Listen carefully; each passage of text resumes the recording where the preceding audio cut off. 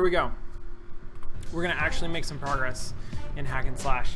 So I know I'm not gonna waste a lot of time in this room because I have no idea what's going on. And I know that in the next room, now that I have the boomerang, I know exactly how to solve all of those puzzles. It's great. But I am gonna investigate this because I'm here. Check this out. So, okay.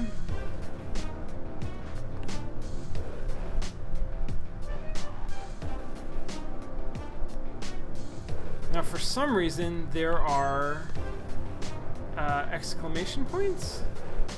Not sure why that is.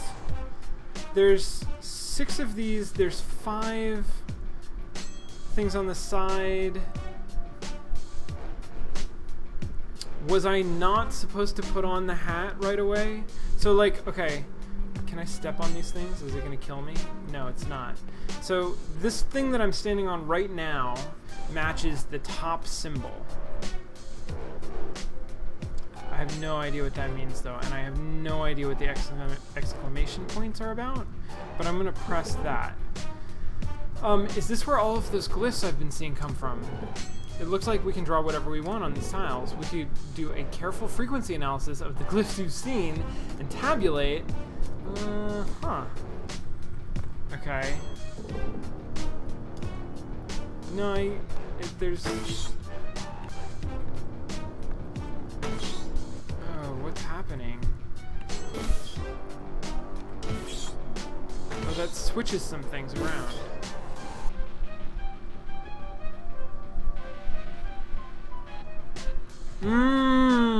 Do I have to actually read this? What's my name? Alice? So that first letter in my name that looks like a Q is this letter here. That's an A.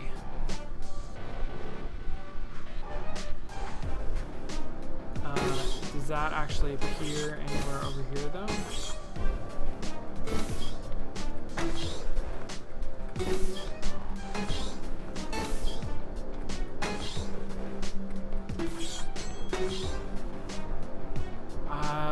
I don't 100% understand the system involved in manipulating this letter, but so there's one letter, and that's an O because I can see it in Bob's name, and that's different than the other 4 letters, which I don't know what they are.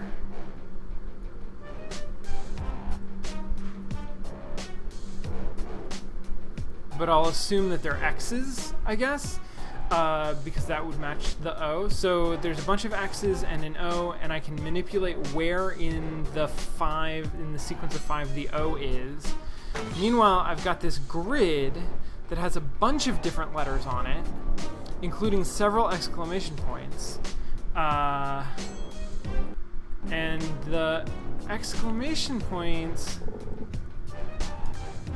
So, but I can't do anything. Yeah, it's just literally each one of these individual glyphs represents the whole thing in terms of interact. So maybe the exclamation points are punctuation. Like maybe this is a message that if I translate it, it will read.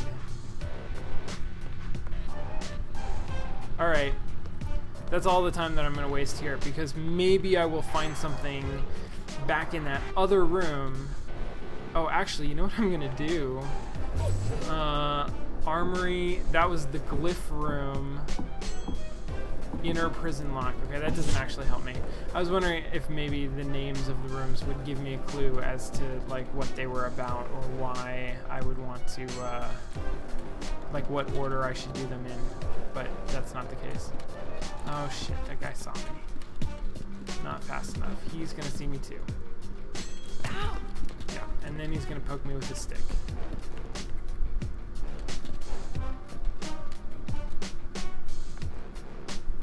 Can I get through here? Nope. Guys, there hasn't been a bush in forever. No damage. Just do that. Alright, I'm going to start by going up here and just make sure that these things are aligned the way that I think they should be. And now I can stay like neatly in the middle of my platform where I want to be. Let's align this like that. I think that's better. And then these ones are harder for me to see.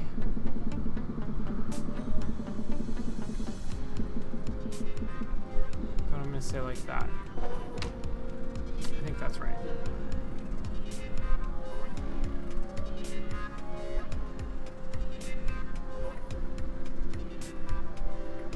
Now I actually have no idea what the other two pyramids are gonna do, because I feel like I've actually done everything that I need to. But let me just mess with them to see.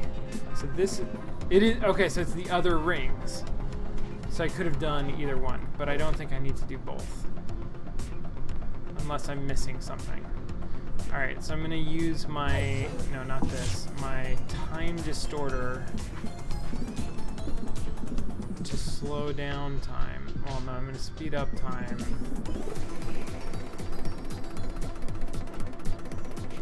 Oh, it's because I need them to align in the right place. See, right now, they're going to align there, which that's actually pretty much where I want them to align.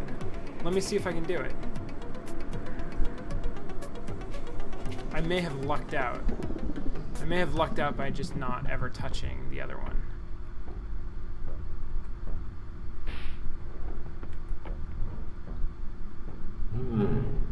Did I go too far down? Oh, no, that was perfect. Except that because I slowed everything down so far... so we talked a little bit last time about the game's sense of authenticity and how important that is to it. And there's this sort of the fact that I have no idea what this just did, but I could always come back here. The fact that changing this time distortion changes the sort of the time. I don't even know what to call it, because it's a value that you don't necessarily, I don't always include when I'm calculating motion. But generally in a game, you have simulation steps. And the simulation steps typically occur on every frame. So this is not universally true. There's like literally physics simulation steps that occur more regularly than every frame, and so there are some things that you're going to want to like do in those fixed updates. In Unity is what they're called. But in general, like high level, every frame you do a simulation step. You sort of update the underlying model of the world and the graphical representation of that model. But as you know, depending on the sort of load on your computer, the time between each frame is not necessarily the same. If you're locked at 60 frames a second, say, and your computer is fast enough to handle that, then the time in between each frame will be 1/60th of a second, exactly.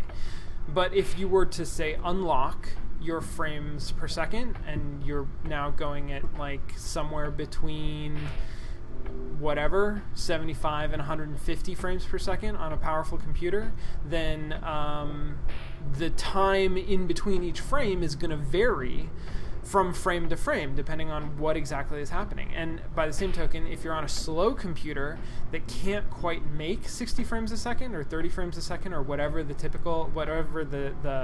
target frame rate is for the game, then you're going to be somewhere under that. Each frame is going to take longer than 1/60th of a second, but exactly how long it takes depends on what is being processed during that frame. So, whenever you do anything that involves simulation or movement on the screen, you always multiply it by a value that I would call delta time that represents how much time has passed since the last frame. So you would say, like, if something is supposed to move 100 pixels a second, so it's zipping across the screen at 100 pixels a second, then each update, each frame, you would actually say, in an ideal world, you'd say move it 100 pixels divided by 60, because there's 60 frames in a second. But that you're not guaranteed to actually get that. That's not going to give you smooth motion. It's going to give you sort of like jittery motion. So instead you would say, like, actually multiply 100 pixels by the literal value of the length of the last frame. Whether if that's 1/60th, then do that. If it's actually, 1/59th, then do that. And then over time, at each frame, you'll move the appropriate amount of distance for the time that it took, and you'll get this really nice smooth motion. Then if you want to slow everything down, you would multiply everything by an additional value, which would be like your time distortion value. And typically, I would think you would be careful about what you multiply by your time distortion value. You would multiply only physical simulation. So movement through space, animations on characters and that kind of thing. But you would not multiply your interface by that time distortion value. I think the fact that Hack and Slash does very deliberately, it changes, well,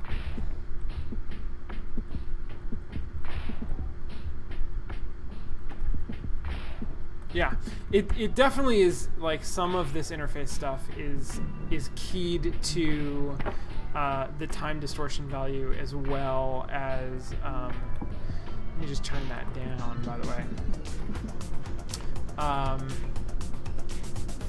There's definitely something sort of interesting going on there, and I think it's a signaling thing. I think it's to help me understand and remember what's going on, that I've slowed down time or I've sped up time, that everything in the game, literally everything in the game, slows down and speeds up in that way. It makes it feel less like bullet time and more like you are affecting the entire game, which I think is sort of the emotional experience that the game is going for, is making you feel like you are having that kind of an effect. This looks way different. Like there's a platform, there's an arrow up here that wasn't here before, and I think if I go up here, now that's a platform that I can get onto. Look at that, I extended that bridge, and now I can get over here. Awesome sauce. This looks like a trigger. Oh no, that's stairs. I just walked up some stairs. Okay. Let me open this. Is it an improved time distorter?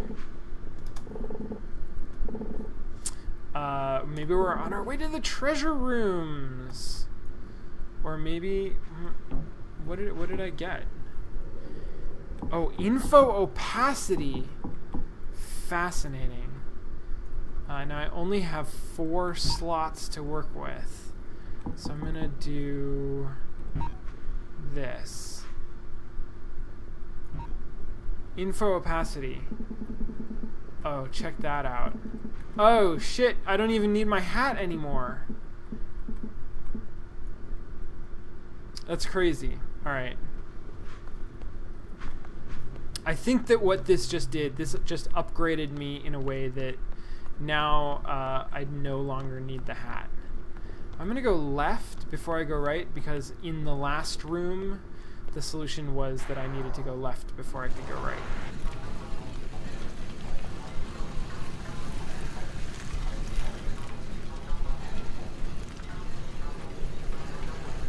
Interesting. This is, this looks a lot like a combination lock. Yes. I think this is literally a combination lock.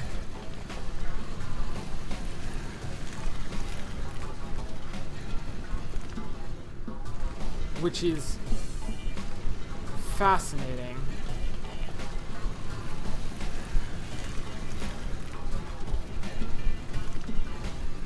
Okay, so what am I trying to align? Am I trying to align the 4 white squares?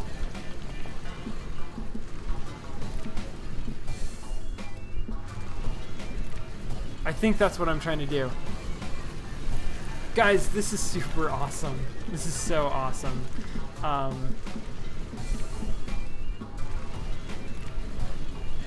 It's gonna take me a minute to figure out exactly how to do this, because I'm not used to thinking about locks this way. But this is 100% simulating a combination lock. I wonder where I am trying to get. Oh, I guess I'm just trying to line them up. It doesn't matter where.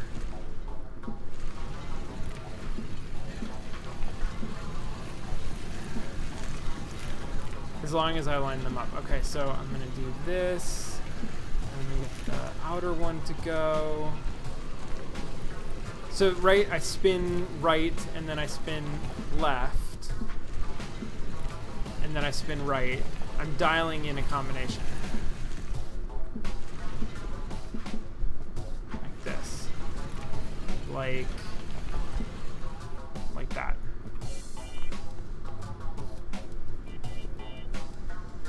I'm gonna come back to this. Don't let me not talk about the significance of the combination lock.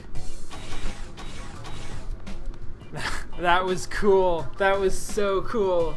And this was something that I couldn't have solved with just the hat, because I wasn't allowed to use the hat and the sword at the same time. And because I got that info overlay thing, now I can do a lot more. I can manipulate variables while watching what the underlying model, how it changes the underlying model. And now I'm talking to some lady. Did you just speak telepathically to her? Are you rediscovering latent psychic abilities? Oh no, she just handed me this thing.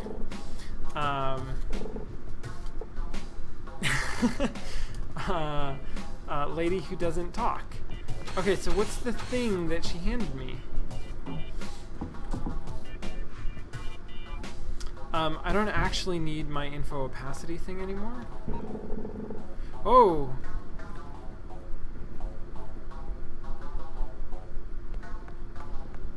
What is happening?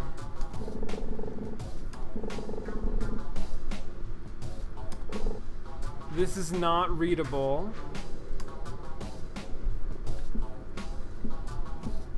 Oh. Oh, shoot. Okay, alright. I think this is about...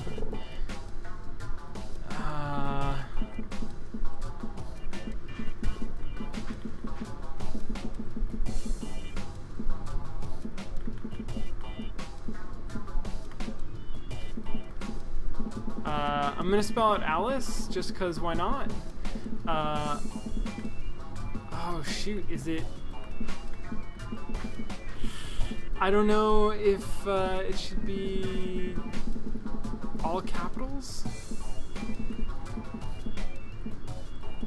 I don't know if it matters.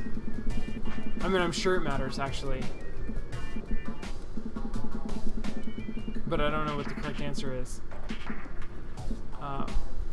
Like that. Didn't make her legible. Alright, I'm gonna keep exploring. There's a whole other doorway that I can go through that I haven't gone through yet. I still only have 2 health. Good lord, I would love to have more than 2 health. What?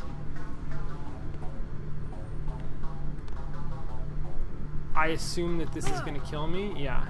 Alright, so let me then...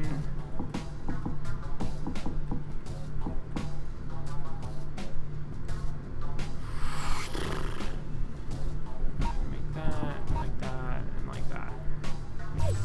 Let me go back to here. Yes.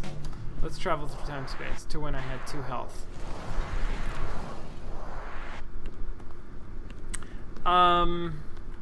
I guess let me go back to the laser room for just a minute and make sure that I didn't overlook anything. But this room is intimidating as hell.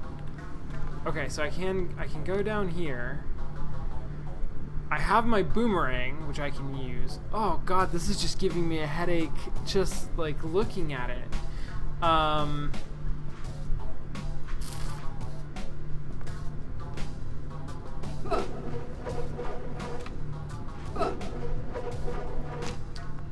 I can probably learn how to spell boomerang by looking at the boomerang. Would be my guess. I'm gonna go back. Oh, she's talking to me from like psychically. I mean so Bob suggested psychic. Yeah, that didn't do it.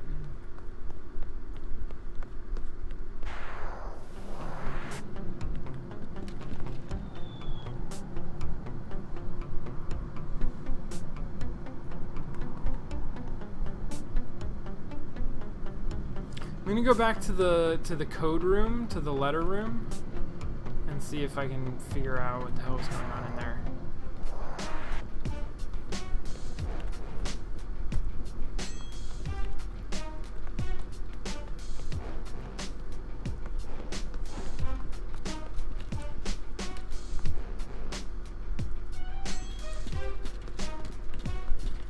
I think I can spell quite a lot of words. Like, I could figure out a lot of these letters.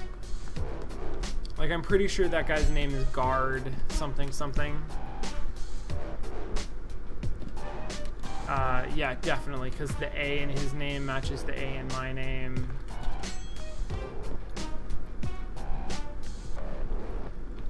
But I'm not sure what to do with that information here, right? Like, I could painstakingly translate each of these things,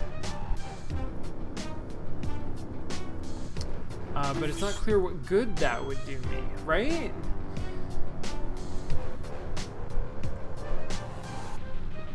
And it's gonna be sort of like there's a lot involved in it. I'd have to actually like write out an alphabet, I think. So, just based on my name and Bob's name, I see some E's. I see one E.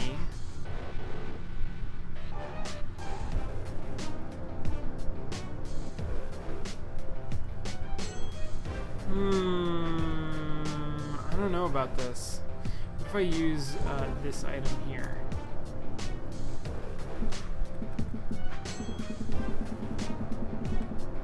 But this is real. 6, 7, 8.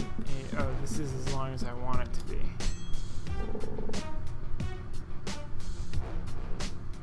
All right, so I can see in her text, like, there's several words of white that are completely distorted, and then there's a word of blue that's also completely distorted, but it starts with a letter and then it's A. So that's the thing that I just typed in. But it's offset significantly.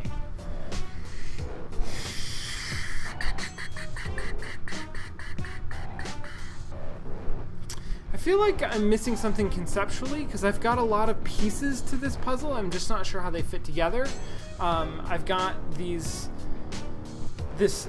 row of 5 letters, one of them different from all of the others, thinking of them as X's and an O. I've got this 6x6 grid of glyphs. that I can't interact with in any way. I've got this little pyramid that allows me to communicate sort of with a woman that I found in what appears to be offset characters that the offset makes them basically illegible. Which in my head I feel like relates to the puzzle with the glyphs, because they're both about language. But they approach language in completely different ways, so maybe that's not right. Okay, regardless, I'm gonna stop. I'm gonna take a break here. Like that. I'm gonna go to this. What did I want to talk about next? Ludonarrative dynamics. So,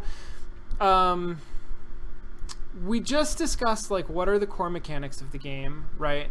They involve sort of an exploration mechanic and then a manipulation mechanic that is very tied into procedurally thinking about the way the game is actually constructed. What are the major features of the narrative? What are the themes of the story of the game? And how do they relate to the mechanics? Do they reinforce one another, or do they clash? Do they fight one another? And what's the effect of that? I mean, often when we talk about ludonarrative, ludonarrative is a keyword in a potentially fictitious argument. I mean, there's been a lot of kind of criticism in the past couple of years that the debate over ludonarrative dissonance and gameplay versus story is mostly made up. It's a constructed argument. But there is absolutely something to be analyzed, to be talked about and thought about in terms of how well do the mechanics of the game resonate with the themes of the story of the game, and what is the effect that has. And it's entirely possible for a game to have mechanics that don't reinforce the story and vice versa, and for that to be effective if the experience goal of the game actually uses that dissonance to some kind of an effect. Now, most of the time you're gonna have you're gonna want to have those two sort of thematic entities reinforce one another. And I think this game does a fairly decent job of it. When I think about like what is the story of this game, what does the character do, and what does the character want? The Alice is like quite roguish, right? She's a troublemaker. She's a thief. At least implicitly at the beginning of the game, it's suggested, I think stated outright several times, that she stole this sword at the beginning, and a lot of her action has revolved around trying to escape. What was the story of the first act, where like we were trying to save the swamp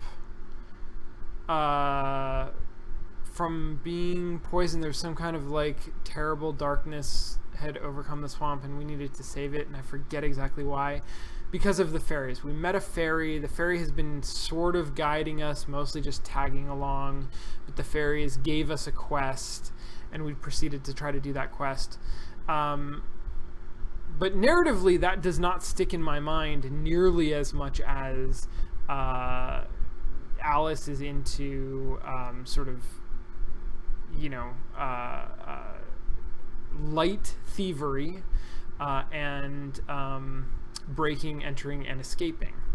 And all of those things, I think, are extremely resonant with the mechanics. We talked about mechanics that are about exploration of space, and that ties in right with finding things that are worth stealing, and with sort of finding routes into secure locations and out of secure locations. That's all about space exploration. And then these sort of like various mechanics and systems for manipulating the variables under the hood is very, very related to cryptography, security, and through security, sort of, this sense of, I don't want to say thievery. I'm going to stick with security. Okay, so here's the interesting thing about the combination lock puzzle. For decades, one of the key gateways into computer security has been a manual that's published online. It's easy to find. I forget exactly what it's called, but it's something along the lines of the MIT Lockpicking Handbook, or MIT Guide to Picking Locks, or something like that. Essentially, it's a manual that explains in great detail for anybody how locks work, how locks are constructed, what the process of lock making and lock picking is. And this is kind of like a core text of computer security, because computer security is based on this principle that there are two types of security. One type is security through obscurity, obfuscation. That if you put together some kind of a security system that has a trick to it that only you know, then nobody else is going to be able to get through your security system. Only the people who know the trick. And that creates a secure, barrier to entry for anybody who doesn't know the trick. The problem is that information is difficult to contain, and so it's actually impractical to construct a security system that relies on keeping some piece of information secret. Information is going to tend to get out, and because of the nature of information, it's difficult to know when it gets out, when it leaks beyond what your intended audience was. And so if somebody figures out the trick to getting past your security system, first of all, there's nothing that you can do, and second of all, you probably don't even realize that they're able to do that. Computer security offers us a different way of approaching the problem of security, and that is through strong encryption, through cryptography. And cryptography is mathematically designed so that people who know a lot about cryptography and security are gonna like tear this apart, because this is a pretty like entry level, a high level analysis of cryptography that is not 100% correct. But in general, like, cryptography offers us a way to design security systems that are more provably secure, that don't rely on, well, often they do still rely on hidden information or secret information, but the point is, here's the point.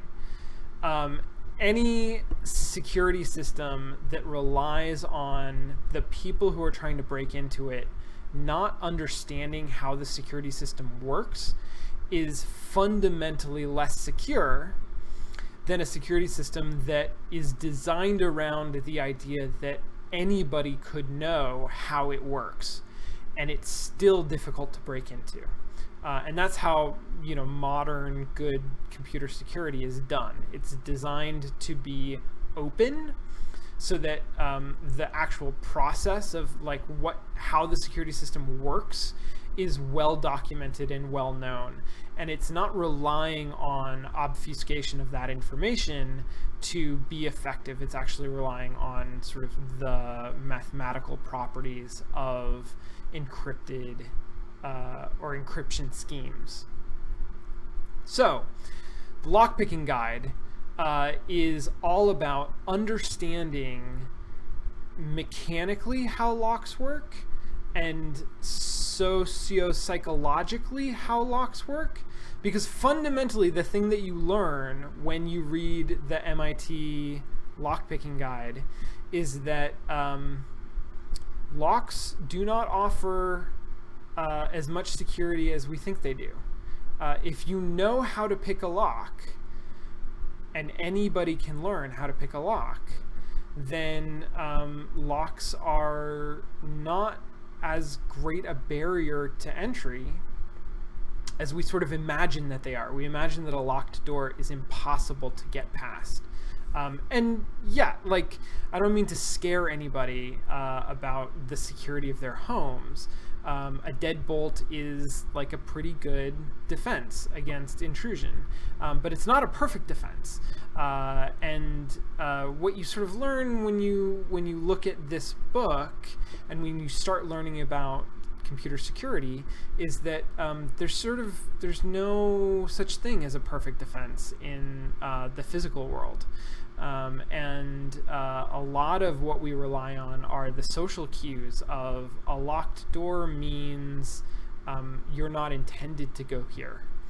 And there's sort of a mentality, there's a difference in mentality between what you might call a hacker or what you might call a security expert and somebody who's not. And that difference in mentality is often really just around understanding what is actually possible and a willingness to figure out like how things work and to exploit that knowledge of how things work. So for me, I think it's extremely significant that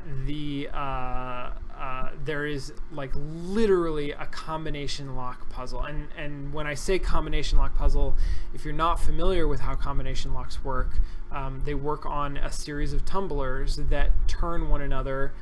If you were to open up a combination lock and look at it while you opened it, it would look it would look recognizably similar to the way that puzzle looked. And you turn it one way until the outer tumblers align, or one sort of set of tumblers align, and then you turn it the other way until the next set of tumblers align, and you keep turning it until all of the tumblers align, and then that allows you to open the lock. That's all I really wanted to say. What was my actual question? Oh, it was about ludonarrative. So yeah, I feel like the game is going out of its way in some way, not necessarily just to align the mechanics of the game with the story, which I think it does a decent job of, because there's so much of the story that's about sort of like escaping from secure locations, and there's so much of the mechanics that is related to that. Like, I was thinking this was a game that was exclusively about understanding the game design process, how games work, and it does that, but that actually I now feel like is a corollary to the main theme of this game mechanically and narratively, is about understanding security systems, understanding systems in general, but with an eye towards how understanding of systems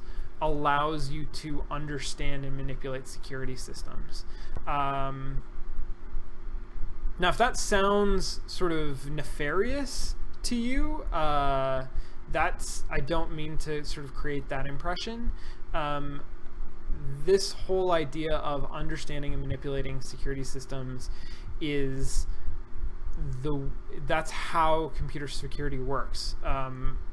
It is not just a hacker thing. It's not what we would call a black hat thing. It's a white hat thing. It's anybody who is interested in computer security.